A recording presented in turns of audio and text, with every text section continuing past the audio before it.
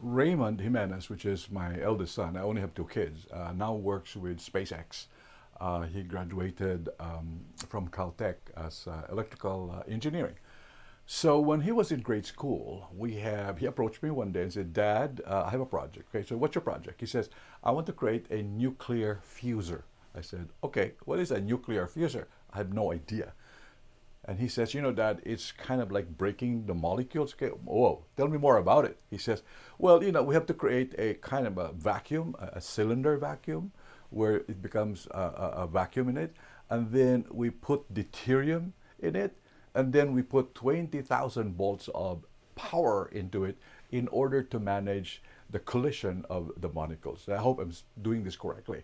I'm not a scientific guy. The collision of the molecules. I said, okay, now I don't know. I have no clue. And so, but being a trainer and a learning person, I asked him the question. So I don't know if I can say yes or not to you. Why didn't you educate me? So during that summer, he brought me to a retired Yamaha chief mechanic. This is like the racing Yamahas, right? And we went to his garage, a three-door garage, and he converted the garage into a lab. He converted the garage with lathe machines, with equipment. And in the corner, he asked me and Raymond, say, look at that corner there. That is an example of a fuser. The fuser is like a tabletop, very small tabletop, like 3x3 tabletop, where this equipment is set up. And then he ran it. Now, remember, for 8 hours I was with them, I probably only understood like about 5% of what they're talking about. My son, which is probably about 12 years old, was having a conversation with his 75 years old experienced guy, and they were talking all of the technical words. I'm lost. But I was just curious what's going on. So at the end of the day, I asked the engineer and say, so do you think Raymond can do this? And he said, you know what? Raymond can do this. He has a very clear mind, very specific procedures on safety. I said, okay, thank you. So it was kind of a big day to realize it. And I still wasn't sure whether I would say, okay. So I then told Raymond, why don't you send an email or talk to your manager, talk to your principal and ask them whether you can do the fuser. The principal wrote me back and said, you know what, this is great because we love the students who have a lot of this experience. 3 weeks later, I got an email from the principal and said, although we love Raymond's experiment, we have no way of supporting him. So I said, okay, we're back to our own research here. So another few months later on, we went to visit a professor of UCLA, University of California in Los Angeles, but he lives in the boondocks. This guy has a research grant from the Navy in order to come up with laser-guided equipment. And he brought us there, and I said, Raymond, how did you meet this guy? He says, we were talking on the internet. So my son is 12 years old, and this professor is probably about 70 years old. So we spent again a whole day there. And this professor was telling us, this is where the fuser is, look at it, this is what's going to do. I have my power here, I have 100,000 watts of power that I can use at 20,000 on this area. So I asked the professor, I said, okay, can Raymond do this? He says, you know what, Raymond can do that. He knows what needs to do, he has a very good method, he has a lot of experience already in handling this thing, so you can do it. Okay, I said, finally, I said, Raymond, I still can't do it. I still can't say it because I don't know. Finally, Raymond brought me to a professor in Caltech. Now, in the basement of the Caltech building is what you call a laser collider system.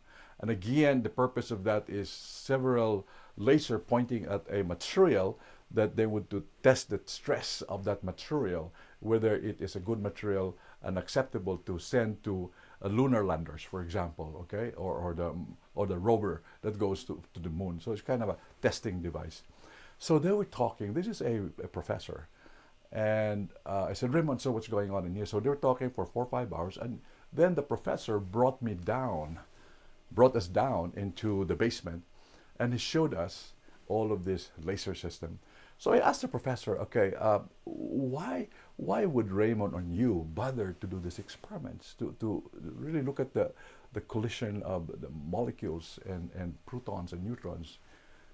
His answer was really inspiring for me, and I've never believed it. He says, you know, Ray, when a collision happens, it's almost like you have the Big Bang in your fingertips.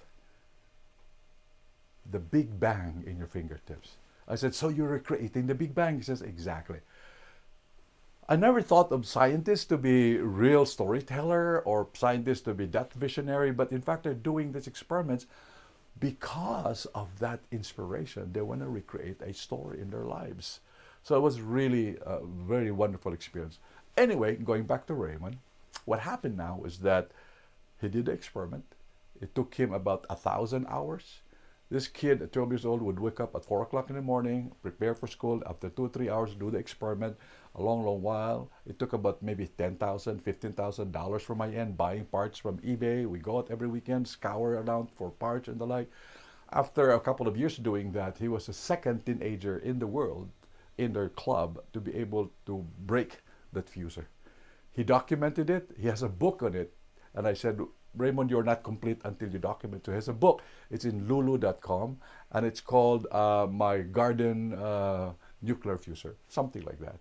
But I'm telling you this story because the idea of the Big Bang, recreating the Big Bang, and that inspired me to tell you the story of Raymond and the other professors. And in our learning environment, we're always constantly looking for the Big Bang. We're looking for the excitement. We're looking for the motivation and the reason why we do things. And for this professor and for Raymond, they found the reason why they do these experiments. Fascinating.